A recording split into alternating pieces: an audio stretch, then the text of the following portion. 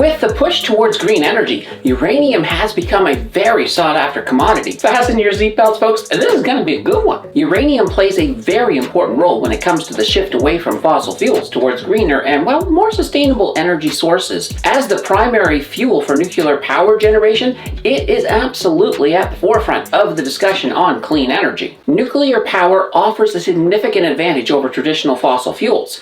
It produces a large amount of energy with virtually no greenhouse gas emissions during operation. This alone makes it a crucial component in reducing the world's carbon footprint in that battle against climate change. Nuclear power offers a reliable and constant energy supply, unlike some renewable sources like solar and wind, which, of course, can be kind of intermittent due to their dependence on weather conditions. This reliability is essential for maintaining a stable energy grid. Advancements in nuclear technology have significantly increased the safety of nuclear power plants. Modern reactors are designed with multiple safety systems and redundant safeguards, minimizing the risk of accidents. The industry's rigorous regulatory standards and continuous improvements in safety protocols have made nuclear energy one of the safest forms of power generation we have today. Global energy needs are only going up, and the urgent need to reduce greenhouse gas emissions has never been more at the forefront. Uranium's role in powering safe, reliable, low-carbon nuclear energy plants is nothing short of a key resource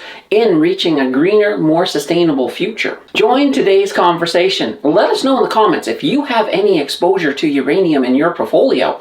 Your participation is, of course, well appreciated. Don't forget to like and subscribe to stay up to date on future content, and a huge thank you for that click.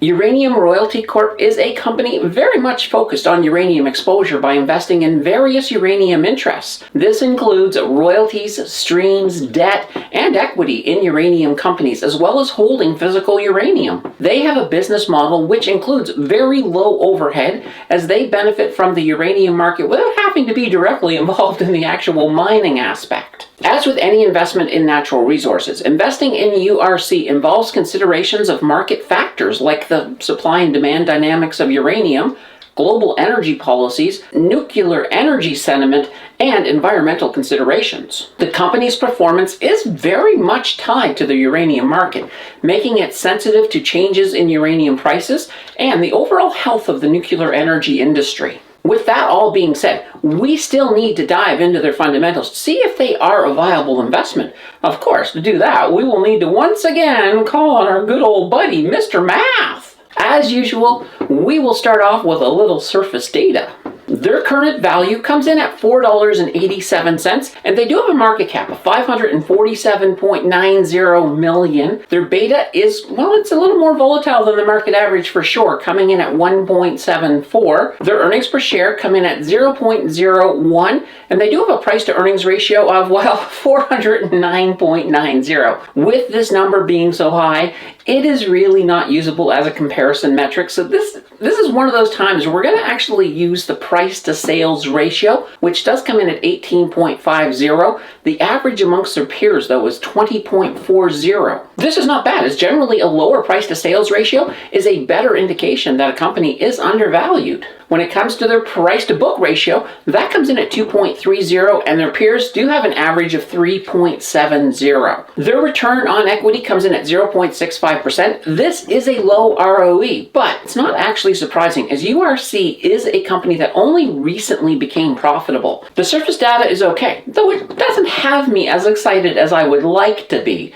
Let's peel back another layer and take a look into their cash situation. When it comes to their revenue, that comes in at $29.17 million, and they have earnings of $1.32 million. Now, their projected earnings, this is concerning. They do come in at negative 3.6%. I do not like to see that. However, they are projected to grow their earnings per share by 26.7%, which is absolutely great. Their profit margin comes in at 4.5%. Their free cash flow, that comes in at negative 23.48 million, and their operating cash flow, that comes in at negative 21.31 million. Negative cash flows do happen when a company is growing, and this is a company that has been making some strides, so it is not as alarming as it could be, that's for sure. We do not yet have enough data to calculate a fair value for this company. However, we still have a one-year target for their share price. Analysts have predicted a one-year target of $6.75, so that is an increase of 89.6%.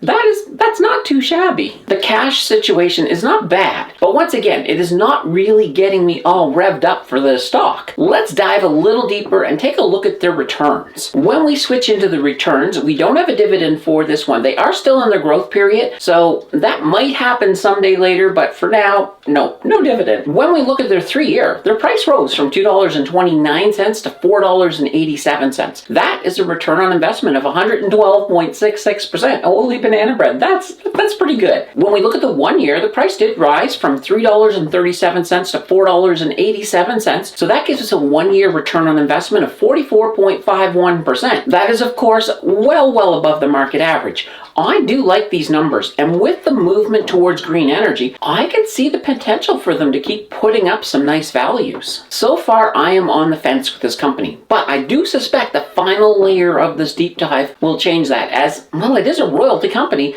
and that almost always means we are about to see some good debt numbers. So let's jump into their debt situation and see if that holds true this time around. They have a total debt of, zero. Nothing. Nada. No debt.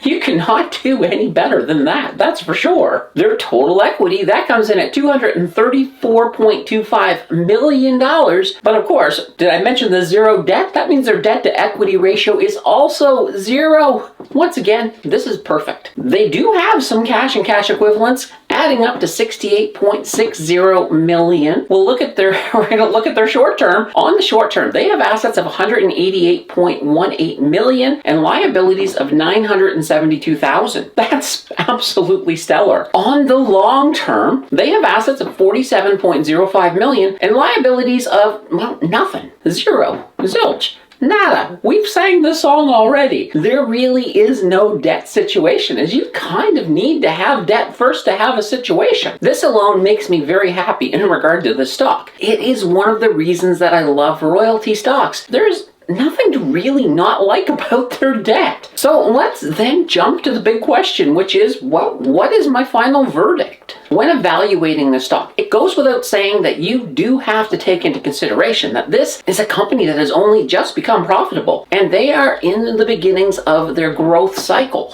How big will they get? Is an almost 90% growth prediction for the stock even realistic? These are some great questions, and only time is going to give us a definitive answer. What we do know is that uranium is in demand, and that does not seem like it is going to lessen at all, and in fact, may keep going up. That alone leads me to think that there is something here with this stock. There is potential that very well could make investors quite happy on the long term with URC. The passive income investors are not going to like this stock as, well, no dividends. That does not mean there will never be dividends, and I would imagine there could be dividends at some point in the future. This is a stock that growth and total return investors may like a lot. There is, as I said before, so much potential in the uranium game. This is a stock I like, and I suspect it could certainly make its way into my portfolio. Now, you may be thinking, well, there's got to be some downside here. And yes, there has been some insider selling, and there has been some dilution over the last while, but it isn't really enough to make me concerned. That debt number, I can't get over how much I love their debt. And with that potential in the uranium market, I'm very bullish on this company. As usual, if you are interested in this stock, don't forget to put in a whole heaping helping of due diligence before you place any of your hard-earned money on the table. Keep the learning going. Watch my video on what happens to our stocks when we pass away, linked over there on the left. Or test YouTube's recommendation skills by checking out the video on the right. Your choice will decide the winner, and I will see you in the next video.